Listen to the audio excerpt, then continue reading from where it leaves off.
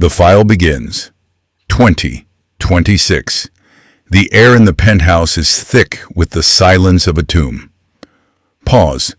Donald Trump Jr. sits not on a throne, but on a leather sofa that seems to swallow him whole.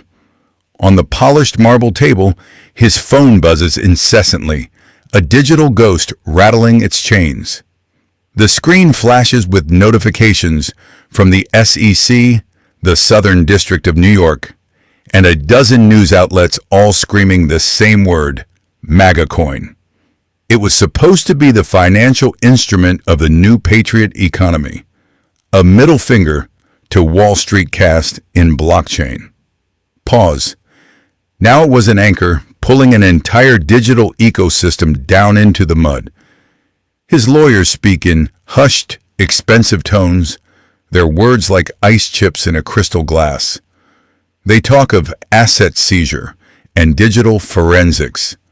They don't use the word fraud, not yet, but the term hangs in the air, heavy as unshed rain.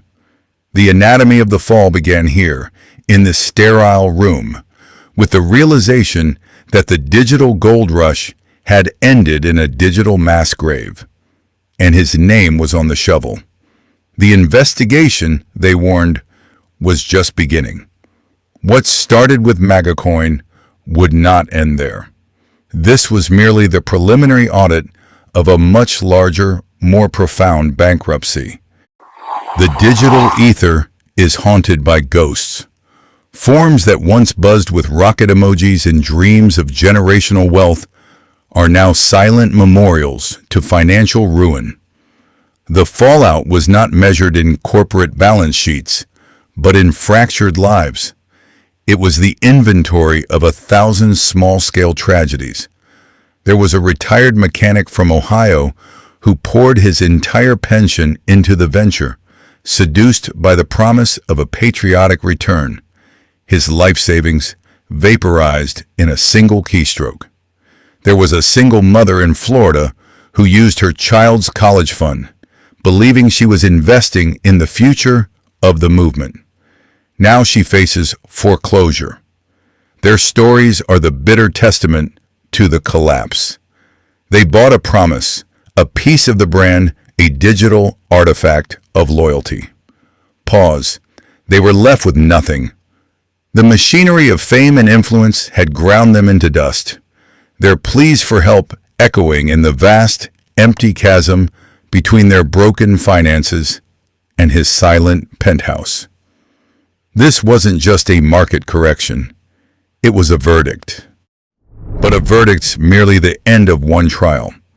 For the sons, it was the beginning of an education. Before the collapse, before the digital graveyard of failed wallets, there was the siren song of a new, lawless frontier, the call of cryptocurrency. It echoed in the canyons of Wall Street with the promise of wealth untethered from old money or government oversight. For Donald Jr. and his brother Eric, this was not about investment. It was about conquest. Their father had conquered real estate, then television, then the political world. His shadow was a concrete monolith. They needed their own territory, something he couldn't understand and therefore couldn't control. They saw the populist rage that fueled their father's ascent and recognized its digital echo in the blockchain rebellion. The same distrust of institutions, the same hunger for a savior. They did not need to understand the technology. Pause. They only needed to understand the desperation, and they planned to sell it back to the desperate, minted on a blockchain and branded with the promise of freedom. This was the anatomy of a perfect hustle, conceived in the quiet hum of a penthouse office, far above the streets where the eventual price would be paid. The idea needed a vessel, a name, a corporate shell to hold the ambition. Thus, World Liberty Financial was born. The name was a masterstroke of branding. It was not a company. It was a creed. Soon after, pause, American Bitcoin followed. They were not selling a financial instrument. They were selling membership in a patriotic club. The initial capital, however, was not drawn from the family's gilded vaults. That would have been too simple, too clean.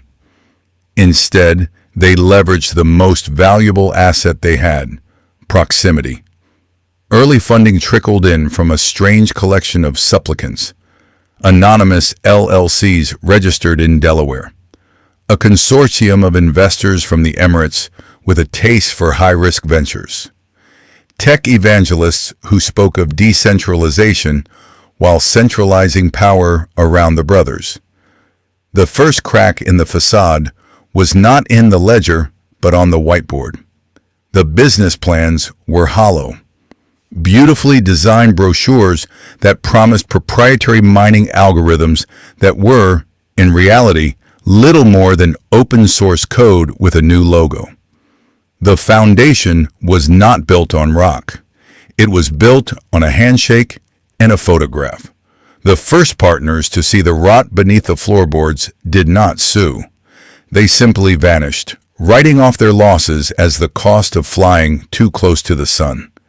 A quiet exodus had begun before the first coin was ever minted. This exodus created a vacuum, a void that was filled not with legitimate capital, but with something far more potent. Pause gratitude. World liberty. Financial was born from this principle. Its prospectus spoke of economic patriotism, but its ledger was an anatomy of favors owed. The firm wasn't a bank. It was a clearinghouse for political debt. The names on its advisory board were a gallery of the recently redeemed. A hedge fund manager pardoned for securities fraud. An arms dealer whose sanctions were mysteriously lifted. A tech baron who escaped antitrust litigation by a hair's breadth. They didn't invest cash. They invested their silence, their compliance, their undying loyalty. The quid pro quo was never written down. It was understood in the quiet hum of a private jet, in the clink of ice in a whiskey glass. The deals were a form of ghost money, invisible to the SEC, but with the purchasing power of a king's ransom. They weren't selling financial instruments. They were selling absolution. While world liberty laundered the sins of the elite, a second front was open for the masses. American Bitcoin. The name was a masterstroke of predatory branding. It wasn't an asset. It was an identity. A digital flag to plant on the scorched earth of a coming financial apocalypse. The business model was elegantly brutal. They didn't need to innovate. They just needed to terrify. Every podcast, every social media post was a sermon on the impending collapse. The dollar was dying. The banks were coming for your savings. The globalists were at the gate.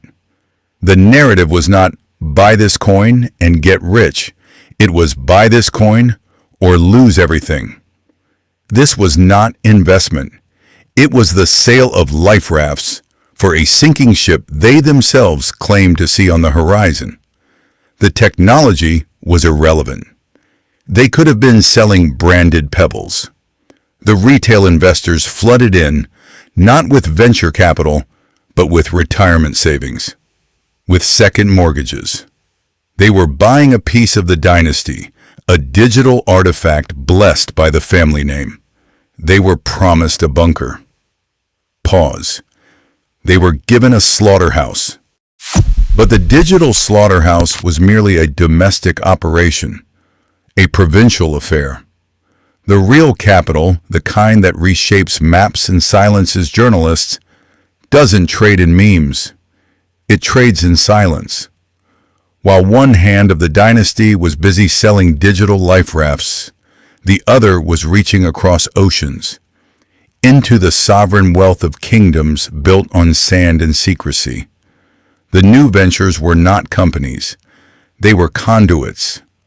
blank check corporations designed to absorb foreign fortunes with the polite anonymity of a Swiss bank. The money smelled different now. It was petrodollars and oligarch assets washed through Delaware holding companies until they gleamed with American legitimacy. They weren't just seeking investment. They were selling geopolitical insurance. A stake in the family name was a hedge against sanctions, a shield from extradition, a back channel to power. The deals were never announced in press releases. They were consecrated in the hushed lounges of private air terminals and the teak-paneled boardrooms of palaces where photography is forbidden. The anatomy of this new empire was deliberately opaque. A web of shell entities and advisory roles so tangled it would take a decade to unravel. Pause. And at the center of that web, a single name appeared again and again on transfer logs from the Arabian Peninsula. A fund controlled by the very same royal family the brothers had once publicly condemned. The problem with empires built in the dark is that they cast very long shadows. And in those shadows, lawyers sharpen their knives. The lawsuits didn't arrive like a storm. They arrived like a diagnosis, a quiet, methodical inventory of sins delivered by a court summons.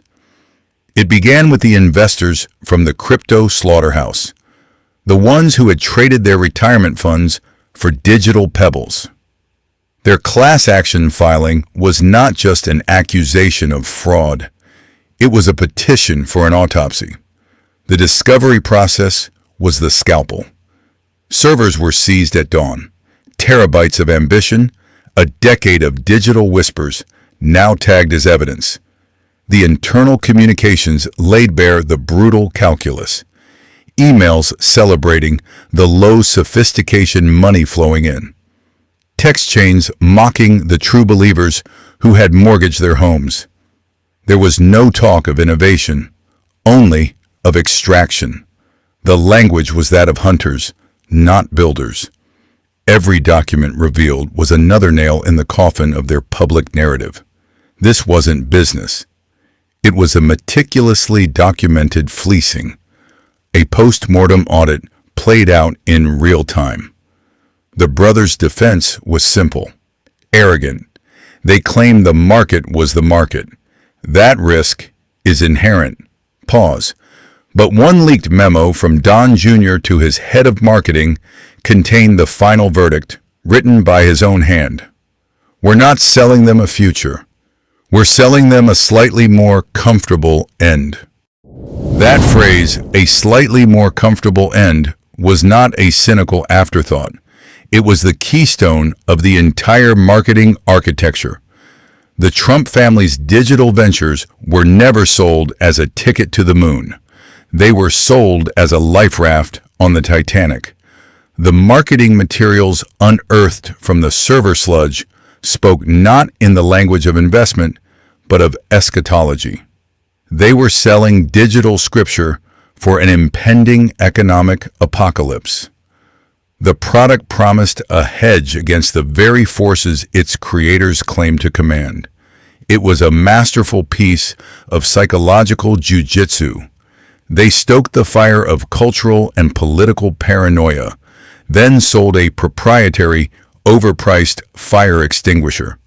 Brochures didn't show yachts, they showed locked gates and empty supermarket shelves. The core message was not get rich. It was don't get left behind. The true genius was in framing participation as a moral necessity to not buy in, was to accept the rigged system. To surrender, the coin was not an asset. It was a digital bunker for the soul, and its price was fear. The bunker, however, required political reinforcement. This was the second act of the grift, where finance and fanaticism became indistinguishable. The crypto asset was not just a coin. It was a digital dog tag for the MAGA faithful. Holding it was a public declaration of allegiance more permanent than a yard sign and more liquid then a campaign donation. Rallies began to sound like shareholder meetings. Chants of USA were followed by murmurs about hodling and diamond hands. The political apparatus of the family became the venture's unofficial marketing department. A favorable tweet from a friendly congressman. A mention in a primetime cable news monologue. Each signal was a carefully coordinated pump, sending the price upward and validating the believer's faith. Pause, it created the perfect closed loop. The movement gave the coin its narrative and legitimacy. In return, the coin's blockchain provided a treasure trove of data on the most committed followers. It was a census of the devout. The final audit of the chain's transactions would later reveal the true purpose. A series of large anonymous transfers made in the dead of night, from the holding wallets of the faithful, directly into the coffers of a newly formed super PAC. The comfortable end they were selling was for the movement itself, a well-funded afterlife. This afterlife, for the small-time investor, began with a gold rush. The charts for assets he casually mentioned on his podcast didn't climb. They erupted. It was a digital stampede, fueled by the desperate hope that this time they were on the inside. They weren't buying a stock. They were buying a piece of the victory. For a few frantic weeks, screenshots of bulging digital wallets flooded social media. It looked like a revolution. It felt like retribution. Pause. Then came the correction. Correction is a sterile word for a slaughter. The plunge was not a gentle slope. It was a cliff dive. A series of perfectly timed, massive sell orders cascaded through the system, triggering automatic liquidations. The architecture of the trap was elegant in its brutality. The believers who bought on the way up provided the liquidity for the architects to cash out at the top. The anatomy of the fall was a textbook rug pull, executed on a national scale. What was once a portfolio became a memorial, a digital grave marker for a faith that had been monetized, leveraged, and then discarded. The money did not simply vanish. It changed state, from the gaseous hype of the market into the solid assets of the new empire. The audit trail was not buried in the blockchain. It was written in the headlines of financial journals, if you knew how to read them. The drone manufacturer, Unusual Machines, found itself on the advisory board. Shortly after, it landed a substantial military contract. The payment processor, Public Square, saw its user base swell, promoted as the only patriotic way to transact. Each new board appointment was a flag planted on conquered territory. This wasn't business. It was a monetization of influence, a system where political loyalty was the primary collateral. He wasn't just an advisor. He was a human conflict of interest statement, walking and talking in bespoke suits. The fatal mistake of his followers was thinking the war was against a political enemy. The real war was for their wallets, and it was an inside job from the very beginning. The promise of making America great was a prospectus for making the family's friends, pause, very, very rich. But when the money gets too loud, even the deaf begin to hear. The initial inquiries from the SEC and the Department of Justice were not a cavalry charge. They were quiet, almost apologetic knocks on the door, delivered by men in ill-fitting suits who looked tired before the fight had even begun. The anatomy of the investigation was a study in futility. The challenge wasn't a lack of evidence. The evidence was everywhere, printed in financial reports and celebrated on cable news. The challenge was the architecture of the grift itself. It was a fortress of plausible deniability, built from advisory roles and consulting agreements. Proving a direct quid pro quo was like trying to nail smoke to a wall. The lawyers descended, a phalanx of them, smelling of expensive cologne and billable hours. Their strategy was not to argue facts. It was to create drag, to bury the investigation in motions, depositions, and procedural challenges until the statute of limitations became the final verdict. The agencies were fighting a war on two fronts, one against the target and a quieter, more corrosive war within their own walls against political appointees and budget cuts that bled them dry. The gears of justice grind slow. Pause. But they can also be made to grind to a halt.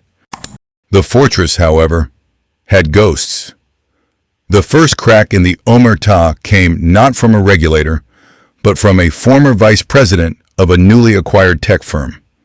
A man passed over for a promotion he was promised. His motive was not civic duty. It was the bitter taste of betrayal. The meetings took place in the sterile anonymity of airport hotel bars. Whispers exchanged over lukewarm coffee, fueled by professional jealousy and a primal fear of being the one left holding the bag. One of them, a junior analyst, provided the key. Not a document, but a pattern. He never gave a direct order, the analyst explained, his voice barely audible over the clatter of the kitchen. He would just talk about the future, about how wonderful it would be if a certain obstacle simply wasn't an obstacle anymore. These were not smoking guns. They were breadcrumbs, calendars that didn't match official statements, overheard snippets of conversations by the elevator bank, the raw material of a prosecutor's dream and a witness's nightmare. For their trouble, they were rewarded with ruin. Their names were leaked to friendly bloggers. Their careers were torched by coordinated social media campaigns. They were legally gagged and financially gutted. They became the first casualties in a war they helped start. Their testimony a bitter testament to the fact that in this empire, Pa's loyalty was a one-way street. The courtroom smelled of cheap polish and expensive fear, a sterile theater for a dirty play. The prosecution laid out their anatomy of the fall with methodical precision. They argued this was never about investment. It was about selling admission to a digital mirage, a fan club with a buy-in. Their star witness, the marketing deck itself. A document promising proximity to power, gilded with the language of revolution. The defense countered with practiced disdain. They painted a picture of a volatile market, not a premeditated swindle. Donald Jr., they claimed, was a promoter, a celebrity endorser, no different than an actor selling insurance. He wasn't a fiduciary. He was just the face on the billboard. The plaintiffs were simply sore losers in a high-stakes game they chose to play. The pivotal moment came not from a witness, but from a quiet filing, a settlement. The terms were sealed, a digital tomb for the inconvenient truth.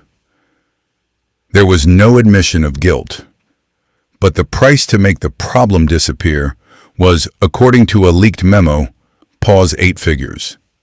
A rounding error for the empire, but a clear invoice for the cost of silence.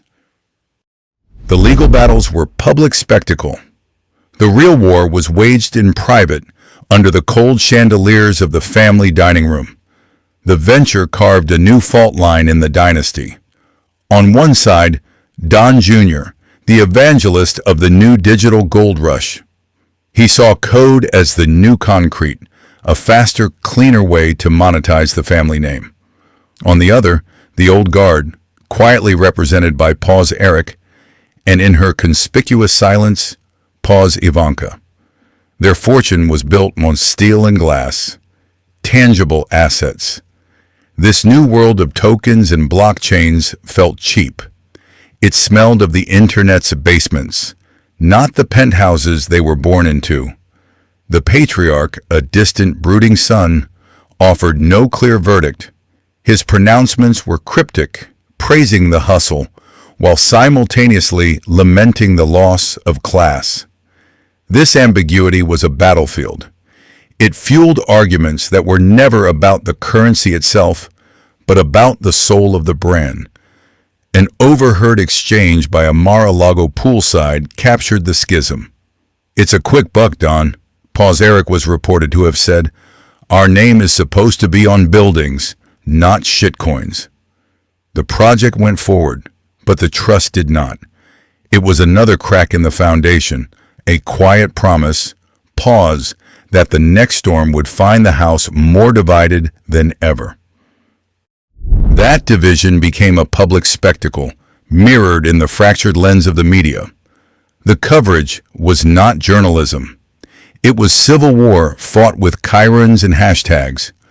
On one side, a constellation of podcasts and friendly cable news segments painted the venture as digital populism, a chance for the little guy to join the club. They sold the sizzle, the intoxicating aroma of quick victory. On the other side, the legacy media began its slow, methodical autopsy. Reporters from outlets like ProPublica, and the Daily Beast treated the project not as a business launch, but as a crime scene. They followed the money. They traced the blockchain transactions back to anonymous wallets that fattened in the first hours of the launch. Every glowing article was met with a quiet, devastating expose a week later. It was a war of narratives. The Anatomy of a Fall, published in real time. Don Jr. played his part with gusto, branding any criticism as an attack on his father's legacy, on the movement itself. He was selling loyalty as an asset class. But the numbers on the screen told a different story. A story of a pump, and the inevitable, brutal dump. And in the silence after the dump, we find the victims. Their stories were not covered on the podcasts. They are the collateral damage in the war for the family brand. A retired mechanic in Ohio who invested his pension. A single mother in Florida who used her savings, hoping for a down payment on a house. Their digital assets became digital tombstones. Worthless tokens in forgotten wallets, a permanent monument to a fleeting hope. Their names are now plaintiffs in a class action lawsuit, a document as thick and as hopeless as a phone book for a dead city. They send emails to lawyers that go unanswered for weeks. They post in private forums, sharing stories of ruin, a support group for the financially maimed. This is the true legacy of the venture, not the brief flash of media attention or the internal family squabbles. It is the quiet, grinding despair of those who believed. They were promised a piece of the empire. They were handed its debts. An invoice for a party they were never truly invited to. That invoice arrived not with a bang, but with the dry rustle of subpoenas.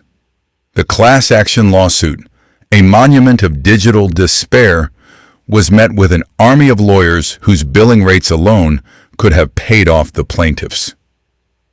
The legal battle was not a search for truth. It was an exercise in attrition, a war of financial endurance where one side had an infinite supply line. The Trump brothers were never deposed. They remained ghosts in the machine, their names invoked but their bodies absent from the cold, hard chairs of the courtroom. Instead, a handful of mid-level associates and digital consultants were offered up as tribute. Their careers were the designated collateral damage. The final verdict was not a verdict at all. It was a settlement. A number negotiated in a sterile conference room high above the city. A number that sounded enormous to the public and was a rounding error to the defendants. The settlement included a non-disclosure agreement as ironclad as a tomb. The victims traded their story for a fraction of their loss. They were paid to be silent. Accountability was calculated, itemized, and paid for like a fine dining bill. No one went to prison. No one was indicted. The family brand absorbed the impact, its armor of wealth and influence barely scratched. The cost of ruining lives was simply pause, the cost of doing business. The anatomy of this scandal was never about a single failed venture. It is a post-mortem on the very nature of modern influence. A name, polished by television and hardened by politics, becomes a financial instrument. A weaponized brand that can be licensed, leveraged, and aimed at the vulnerable. The true product being sold was not a digital token. It was proximity to power, a chance to own a piece of the myth. This is the new American grift. It operates in the unregulated badlands of the internet, where celebrity endorsement is mistaken for due diligence, where financial regulation is a relic of an analog age, easily sidestepped by a famous face and a slick marketing campaign. The responsibility of public figures has been rendered a quaint, archaic notion. In the digital age, attention is the only metric that matters. Outrage generates clicks. Clicks generate revenue. The fallout is someone else's problem. The empire of the father becomes the playground of the sons, and the public is invited to pay the price of admission. There is no moral. There is only a market. And in that market, the names of the ruined are quickly delisted, while the value of the brand, paradoxically, continues to rise.